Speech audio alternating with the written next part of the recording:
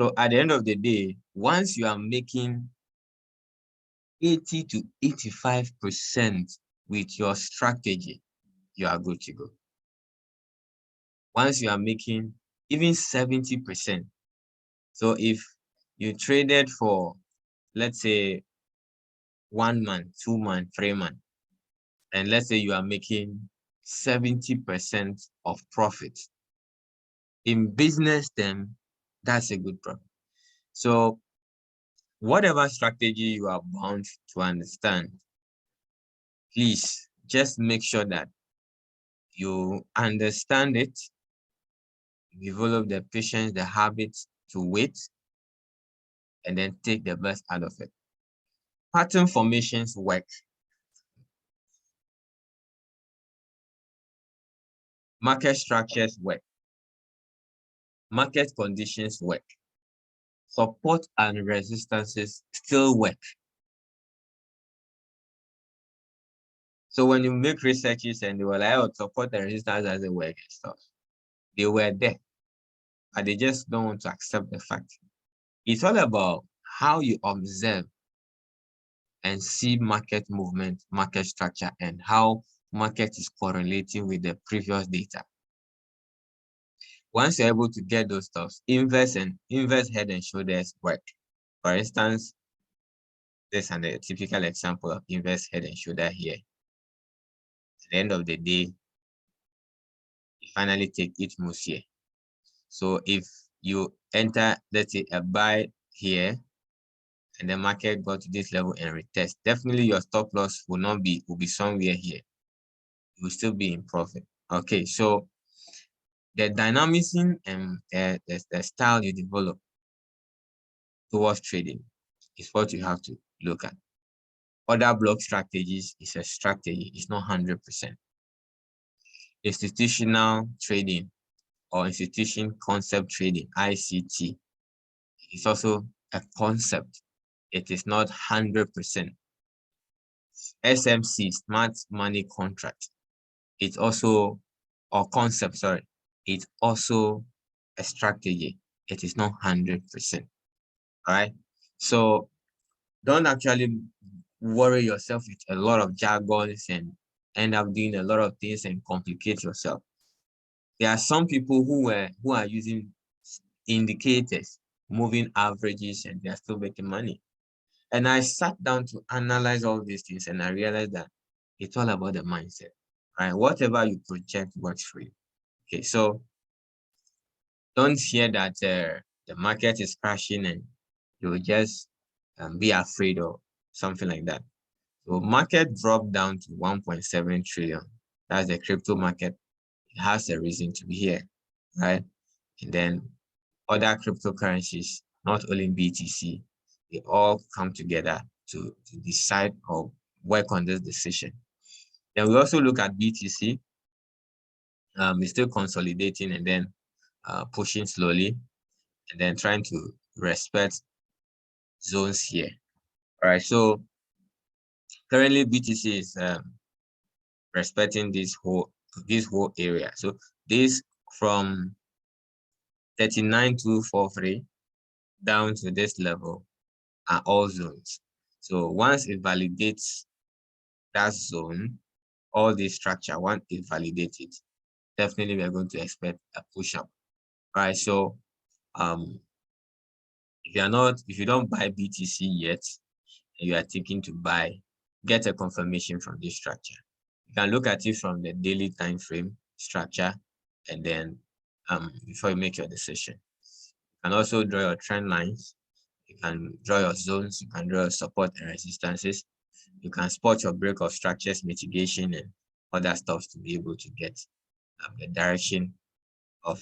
First, I always get it from the total market cap. Then I come to the asset I want to look at. But BTC mostly go hand in hand with the market cap. For instance, when we look at this whole structure here, it repeats itself here. This whole structure here, inverse head and shoulder, repeat itself here. Those who started the class in February, they were there when we analyzed the structure. and trend line broken, respected, and all those stuff, they still work in the crypto market. So don't also make your mind that, oh, I'm a crypto trader. Please, the concepts are not different. All right. It actually gives you the opportunity to project more, opportunity to look at what other things are doing and what other people are doing, the concept, and relate it to each other. Then my favorite asset is gold. Sometimes it's very stubborn, sometimes it's very friendly. All right, so in most cases, not all traders just trade for money. Yes, we want the money. What actually makes us happy is you draw analysis, you spot a direction, and market respecting the direction. Now, this is a 1 hour time frame. I think this was a zone we created up to somewhere here, and I extended it the last class, the last session. And then we have a break of structure above, market creating a low of structure. This whole structure here, it's low here, giving us a head and shoulder, right, which is respected. Then market follow that same structure, break this zone, test it, range consolidates a little, and then follow that structure. Currently, gold has reached an 18 zone again. So we are actually expecting this whole area to become a zone. This whole area here, this whole area is becoming our zone. So we have a bigger zone here up to this level. All right, so this 1 hour time frame, when you look at it on the smaller time frame, you'll see that a lot of tips will go into it. Okay, so our stop loss is for bullish move, our stop loss is actually 1880. But the truth is that I will put a little point on it because markets can respect up to this low here, which is 1878. All right. So in my case, as far as hunting is concerned, we can extend our zone to this level, which is actually respecting this whole structure as break of structure and validation of a support. All right. We are going to look at all those things, but some of you are trading. Okay, so I just want you to understand what we are expecting and then the next projections of our asset. All right, so if market come to 1917 area, okay, 1917 area somewhere here, or 1920, and then we get an evidence of bouncing, then we expect it to come somewhere here and try to penetrate into the zone before a push up. All right, so these are what we call the mapping and projections. So whatever we do here, we then give signals or we take the trade. Okay, so ICS, we actually do the same thing to give our people the best signals, at least minimum 75, maximum 80 to 90 winning rate as well. All right, so whether you are receiving a signal from someone, whether you have a signal app, trading has become so easy that we have apps that you can get signals from and they still work.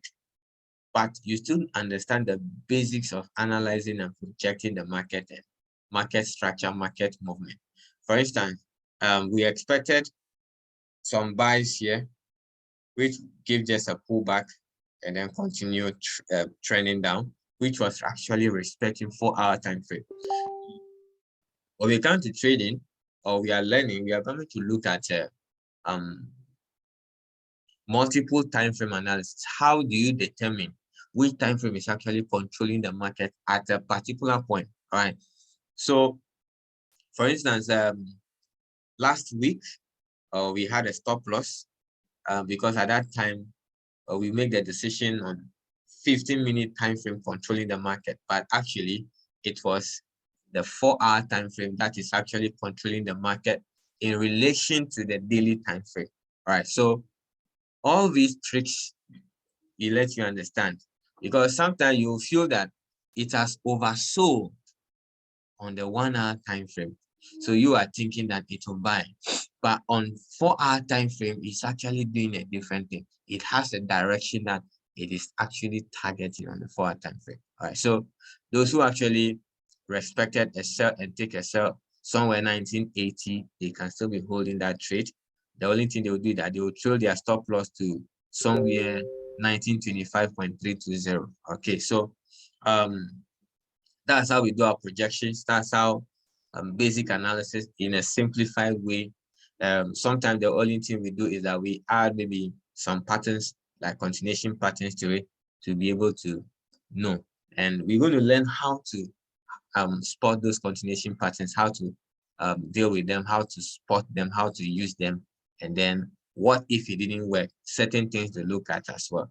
We're going to look at all those things along the line in the class. So one advice I would like to give everybody here is this: please, if you know the best way, do not take anybody's money to trade for the person. In reality, I experienced it so many times. In most cases, it doesn't work. Sometimes the first month will be successful, the second month you'll be struggling one way or the other, the third month might not really go with you. So if somebody wants you to say, oh, Jack, can you please trade for me? Teach the person how to do it, all right? If the person is not ready to do it, then it means that the person doesn't want the money. Another thing is that if you are going to teach someone, do not teach the person for free, because it will also not work. You will end up wasting your ample time. Do not teach Forex for free. Just like you don't teach carpentry for free. All right? It's a skill that goes with a lot of rules. So please do not say you master trading and take money from someone to trade. I am telling you from experience, it doesn't worth it. There's a young man in Ghana that is in the custody of BNI for the past 4 years, even though his case became genuine. The psychological trauma alone that the so-called investors put him through, to the extent that the security department have to freeze his account. It's a young boy of 26 doing so well. Those in Ghana know Trasaco. Those not in Ghana, when you come to Ghana, visit Trasaco. He bought houses there. They sold all their houses. And the funny thing is that he was actually doing good to all these people. But these same people made money for a very long time. And when the dark day came, they couldn't spare this guy.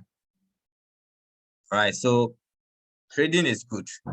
But if it is $10 you have, please use it to trade. Once you are careful, you understand how to manage risk, you will make money. The last advice is, don't pack your life earnings, go and put into any program giving you some percentages. Please, a lot of people have lost money in this before. I did. I lost 30,000 US dollars in 2018. And it affected me psychologically, economically. So if you want to even try something, use something little, right? But I don't even recommend it, okay? Because the companies you are giving your money to first have to make their profit. But there is a chain relationship between them. That is why you see that once some is crashing, another one is about to open. Then some so-called people, we follow them, call themselves leaders, keep pushing us into them because of referral bonuses, and many people have lost money. Many people are in negative. I'm in negative. A lot of people are in negative because of those things. So when you have the opportunity to learn Forex, please learn it. If you can't trade by yourself, teach your children. They will be grateful for you tomorrow. All right. So advice number one, don't trade for anybody. Experienced people will accept the fact that it is true. All right. So today we're going to look at we looked at charts, type of charts. We've seen the line charts. Let me just change it. On the trading view, we have a lot. We have the bar, where everything looks like those days we've been drawing bar charts and stuff like that. People use it to trade. We have the candles, where you see candlestick, something that looks like candle, something like this. So we have that. Then we have the line chart. So those who will use the common trading app, which is a MetaTrader 4 or MetaTrader 5, you'll be seeing those three types of charts: the bar, the line, and the candle. The candle happens to be the most common that you have a lot of information about. Okay, so that is it about the that. Then we have the line. I sometimes love the line because I actually understand pattern formation. For instance, let me just circle here. For instance, this is an extended M. That gave me a confirmation, so I can be able to either I will enter or I wait after the break of structure. After this break of structure, we have some mitigation happening here. So after this confirmation, I will enter. All right, so you can imagine the number of hours I wait patiently to enter. And that after that decision, you can see market has been selling up till now. All right, so we are going to look at that. It is actually reversal pattern. So we are going to look at reversal patterns. They work, just that they are not 100%. Sometimes you will see it, and then after this, something will come up, and then market will keep going up. But it means that you are not able to spot the condition that goes really well. So sometimes I love the charts, the line, because it actually helped me to spot patterns, because I understand patterns. Another thing, then those who will be using things like other charting software like TradingView, you have the holo candles. That one just came without shading and also have a different communication. It gives you based on market structure, market formation, and price formation. Then we have the area, actually gives you the base of a movement, where you actually understand this whole structure is looking like a sell or looking like a buy, something like that. Then we also have the Hekinashi. We have the baseline as well. So a lot of people who use baseline, they would have been pushing into a buy somewhere here. And then those who use baseline, you will understand that this whole structure is actually going for a sell. Then we have the Hekinashi, which is also a type of candlestick structure. When we look at them, we realize that they're all different. The formation, the color coding. If you're using a normal candlestick, you may be expecting maybe a green candle somewhere here, a green candle somewhere here, or something like that. But they can actually have a different methodology, a different approach to market movement and market structure. And some other ones are there as well.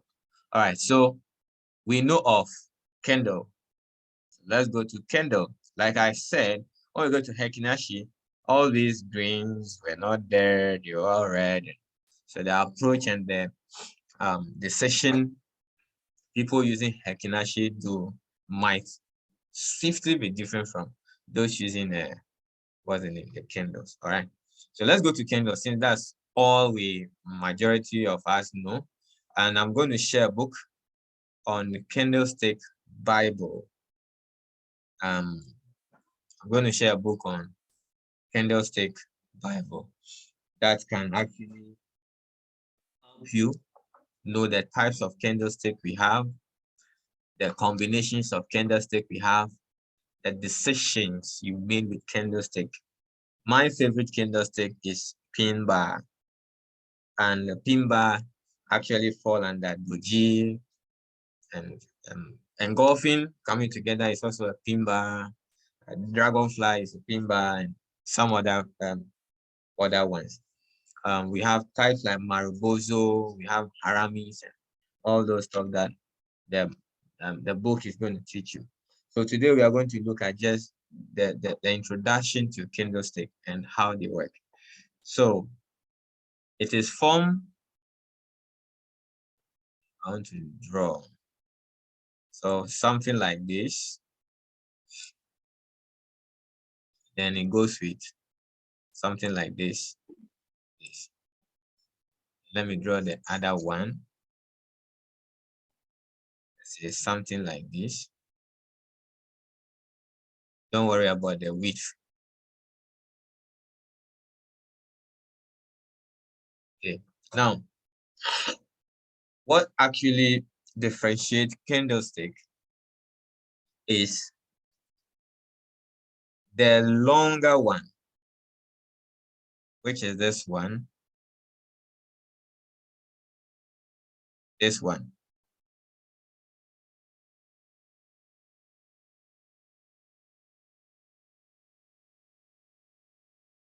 That one having effect on this structure. Okay, as the body. So this whole place is the body of the candle. This whole place is the body of the candle. Now, how do you know what type of candlestick is it? The basic type of candlestick is a bullish candle or a bearish candle.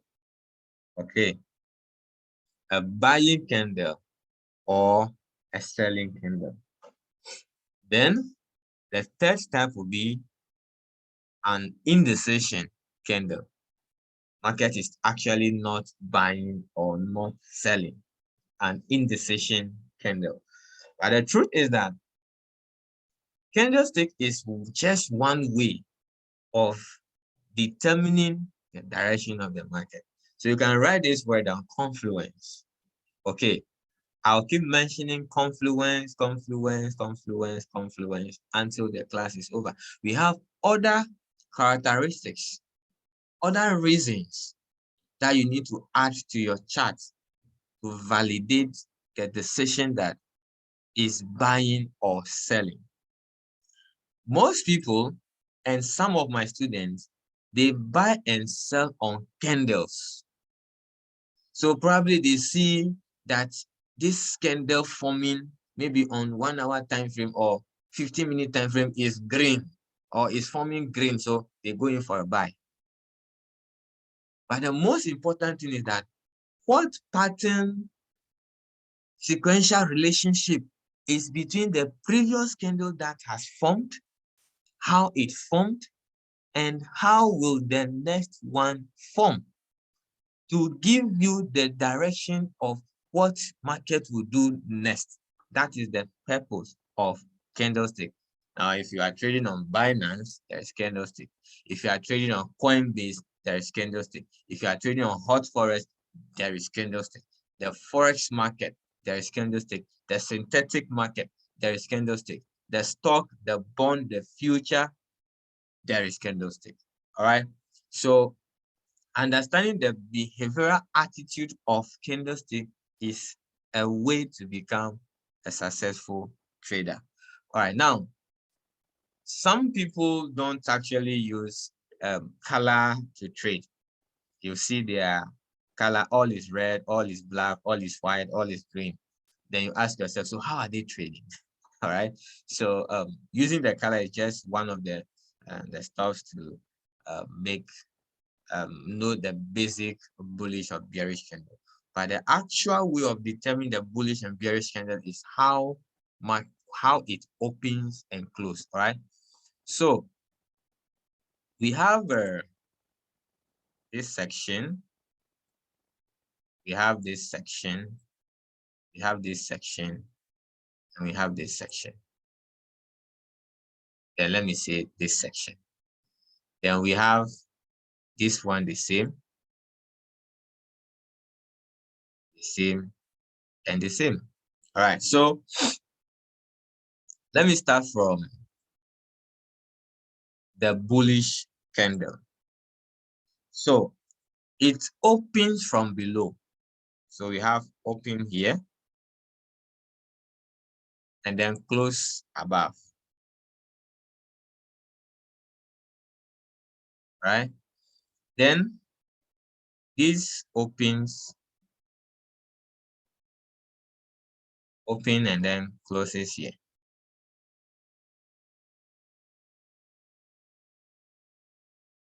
Right, so that's step one. Then this whole structure is the body. All right, so let me just write it here, the body. Then this is this long one is the wick. Same as here. We have the wick here as well. Now, the question is that why the wick? So before market closes, let's say, let me use this. Let's say market closes here nicely. And before market open, there is a price adjustment. You hear from many teachers that or trainers that buyers or sellers push the market. But I would say price adjustment. So let's say price ends at 2 or 3. Then before the next candlestick formation, maybe there's a price adjustment to 1.5. Then market starts moving. That price adjustment and where market, the real decision making of the candlestick starts from is the wick. That is the wick. Then the longer the wick or the bigger the body. Let me not use the bigger, because we are talking about bigger, people might be thinking something like this. No, the sizes of the candlestick as far as the width are almost the same. But the longer the body of the candlestick determines the possible next candlestick. For instance, there is a type of candlestick called Marubozu, which is almost like a full candle with a small or a tiny wick. When you see a Marubozu, definitely the next candlestick would go in that direction. So if you are a type of trader that I would definitely recommend you to be, before you wake up in the morning or before you start trading, you go to the daily time frame. Then you look at how market closed the previous day. The previous day, the whole day candle, how did it close? Did it close being a doji, which you are going to look at all those things? Did it close in a Marubozu way? Did it close becoming engulfing candlestick, which are one small candle and one big candle, or it closed in a harami way? How is the rejection of the candlestick? That actually tells you the decision that particular candlestick will make the whole day. The next candlestick will make the whole day. It's very important. Those who actually start my class from the beginning realize that the teaching goes as far as more classes are happening. All right.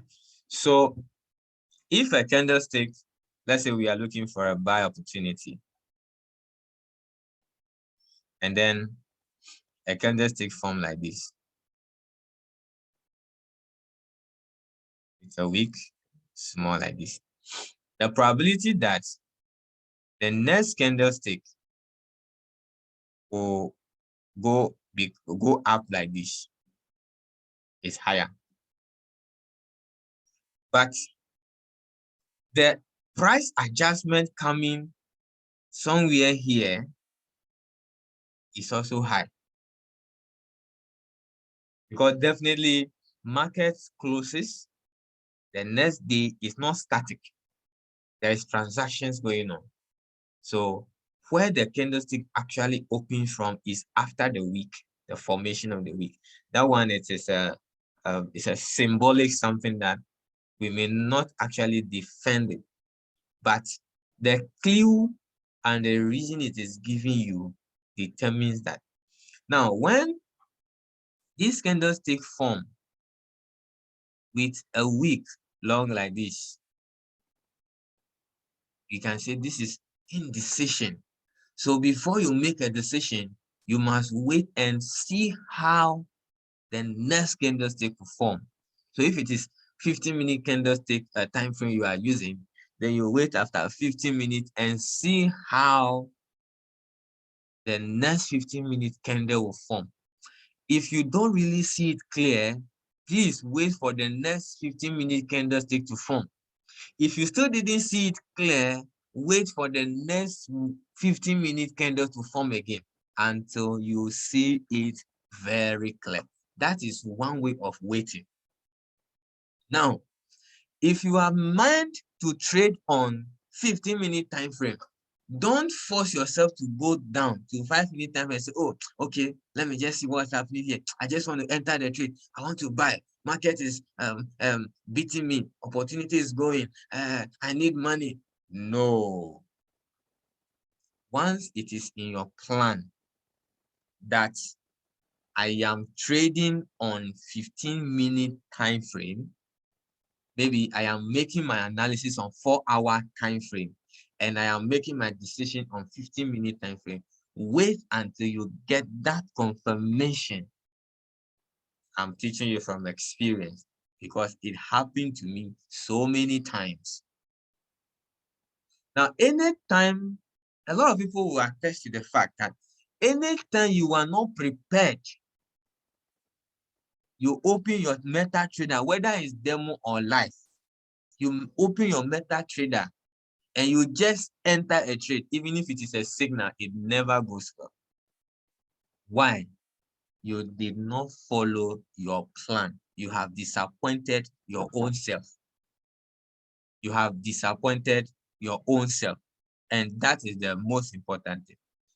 So the whole thing is that when you are making the decision, you should be able to know how market is moving. And it's very important.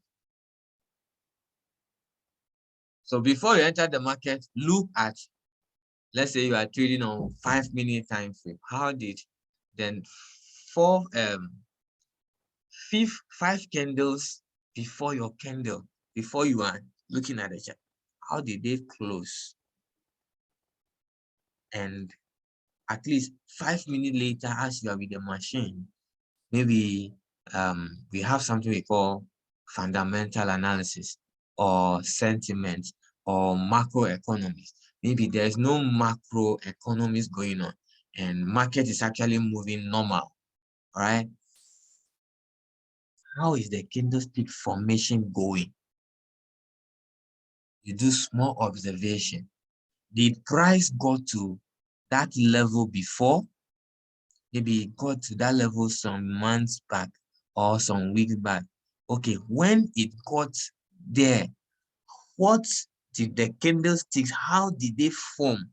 And is there any relational data between the two?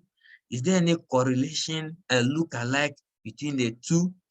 At least those 5 minutes you're waiting for that decision, you'll be able to get the clear direction to the market. Now, when you're also looking for an entry, Don't always step down because you want to quick enter the market, but you can step up to actually see what am I seeing on maybe 1 hour time frame or 4 hour time frame.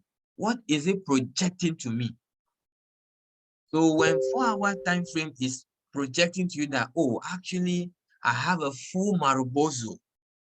So the next candle I'm still going to expect will be a bearish or a bullish move. And you can come to your 15 minutes to get your confirmation. Because sometimes the bigger time frame rules the market. All right. So on this note, that is just it for candlestick part 1. It's very simple like that. They open, they close the body in the week. And the size of the body in relation with the week determines the name of the candlestick and the effect it will have on price movement and the decision you need to make with market structure. So let's come to the chart now and see if we can spot some candlesticks, even though we have candlesticks on the chart. All right, so we come to the candlestick and then let me zoom out clearly. Okay, so typical example is this. For example, this is 1 hour time frame. And then you came to the market and you saw this green candle up. And then you are the type who always look at the color of the candle and just jump in. Maybe you didn't even draw any zone, you didn't draw any support, any resistance, no demand, no supply, no patterns. You just look at candlestick color and say, oh, it is buying. Then you plug into it. Please, from tonight, let's change from that attitude. All right. So it means that you will see this candle form and say, oh, it's going to buy. Then you jump into a buy. Oh, then before you realize it is falling down, you say, this broker, you don't like me. I said it. No. Then you also see this candlestick again. This one. Then all of a sudden, let's say the 3rd hour, you saw this sharp drop. Marubozu or a full candle. Then you can say, all right, for my confirmation, I look at it. This particular one gives you a green color again. Then you are confused. Then you see this one now giving you a red. Then you say, okay, what's going on? So you can wait for 1, 2, 3, 4, 5, 6, 7, 8, 9, 10, 11, 12, 13, 14, 15, 16, 17, 18, 19, 20, 21, 22, 23 hours. Then you'll see this particular candle clearly that, oh, now market is falling. You can enter your trade. Why that? We have something we call bounce and break.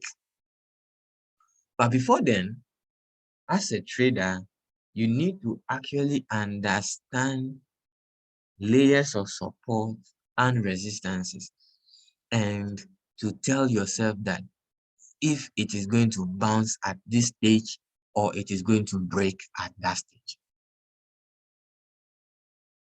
So when we go to BTC USD, same logic applies here.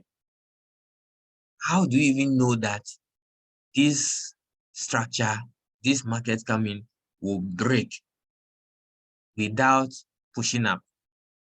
Yes. So let's zoom in, let's zoom out. You see that the momentum the candlestick is coming with, the momentum the candlestick is coming with, it started small, becoming bigger, and it breaks it. So when you are in the market, sometimes the momentum also fakes.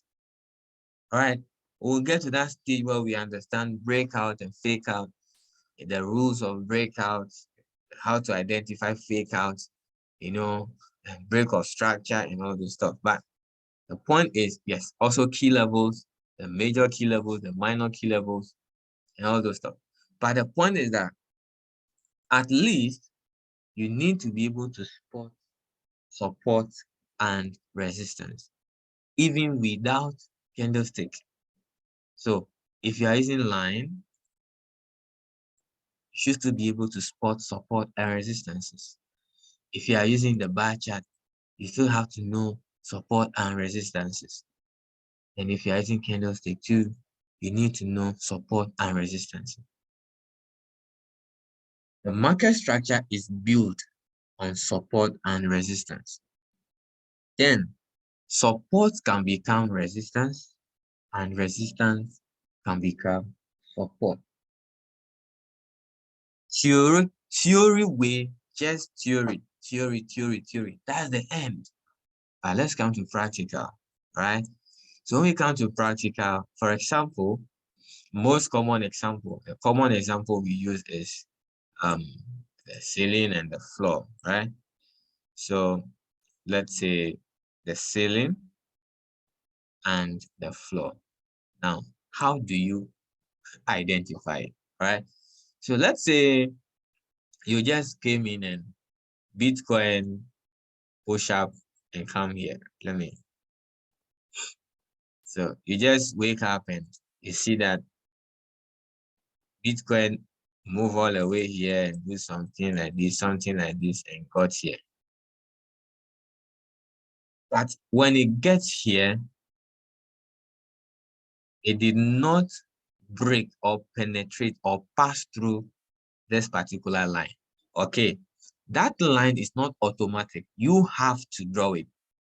So there are certain factors, there are certain things that you need to see before you draw it. What are the factors? So maybe it came here and then come somewhere again and then push up and still couldn't break it.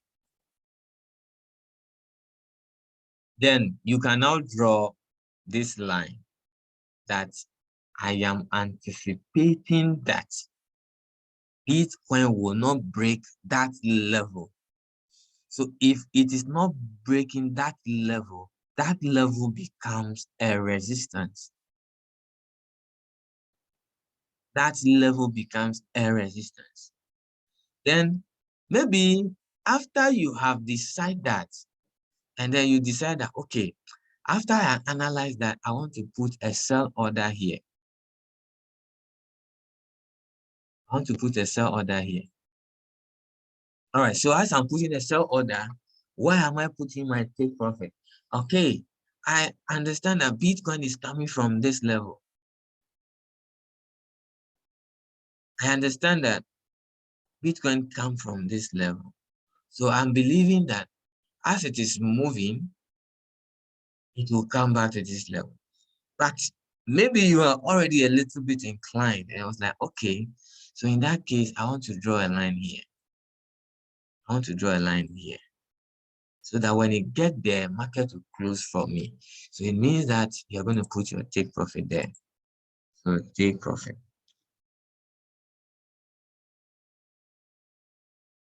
Then another thing is that, what if market push down and something happened and it start going up? Where will I put my stop losses? All right. So you now look at it and say, okay, the technical analysis, maybe you zoom in and realize that, oh, Bitcoin actually come from here before coming down and all those stuff, because market actually came from somewhere. Then you now say, okay, in this case, based on a little bit of technical analysis I've done, in case it break here, finally, let me stop my loss here. All right, so you now put your stop loss here. Put your stop loss here. All right, so now Let's say market is moving nicely and come here. So now, after I make that decision, market move and move and move and move. Come and hit your stop, take your stop, take profit, and then finally come here again. It came back to that level it was coming to. So the next move is, okay, now I take my profit. I have a successful trade. But what can I see that where it comes to, it will not break it and keep going down and down and down. That is when you now be looking for qualities that makes support and resistance again for you to be able to spot the resistance. So there are few things that you have to look at. Now also realize that when market is moving, it doesn't just jump like parachute or rocket sign. No, it's not rocket sign. Just you put in the fuel, then boom, boom, boom, then boom, it shot up and stuff like that. No, it goes in a movement, a special movement. All right. Okay, so this is support and resistance. All right, so that's the topic. Don't mind me. So now you realize that okay, market is actually moving like this, then come and do something, then move like this, and come and do something, move like this, come and do something, and move like that. What I want you to understand is that before you come and meet market, do all these things, automatically there was a resistance that it has broken and come back to respect it, then keep going. As it keeps going, it is actually breaking and creating, breaking and creating, breaking and creating. So that breaking and creating, we call it the levels. So this, let me change the color. So somewhere here, that order. So those levels actually gives you the advice of potential support and resistances. So as it's moving and going that marking, correct mark, correct mark, correct mark, correct mark, correct mark, it is creating levels. So the same way it goes up, in most cases, slightly come down that way. In most cases, slightly come down that way. But when it is coming down, it has a location it wants to go. That is why people put trade and then they will come and put their take profit somewhere here. And the market will get to the yellow line and go up nicely and still go up nicely and come and hit their stop loss. Then they'll be like, shit, why didn't I put the stop loss a little bit above? All right. Yes, I was there. So you must always do some plus or minus calculation to be able to tell that, okay, all right, even though something happened and just like seamstresses, dressmakers, fashion designers, when they sew for you, maybe they just imagine or they even measure you. Then by the time the shirt gets you, you gain some weight or you lost some weight. So they do plus or minus in our clothes. I don't know if I'm telling lies or something like that, but they do plus or minus. Same plus or minus work with trading. So the plus or minus actually have effect on your stop loss, your take profit. So if you want to enter a trade and probably you don't want the trade to almost hit your stop your take profit. Maybe you went somewhere hoping that you've done the best setup. And in fact, this is also normal, by the way. But once you're not with the machine, you must also learn the tricks to set your take profit right and your stop loss right. All right. So on this note, this is the end of candlestick, and support and resistance. If you have any question, put it in the chat box. I'm going to give some 18 minutes for open questions and answers so we can interact a little. If you have a question, you can raise up your hand. I'll mention you, or you drop it in the chat box. Let's answer and then discuss. Then we call it a night.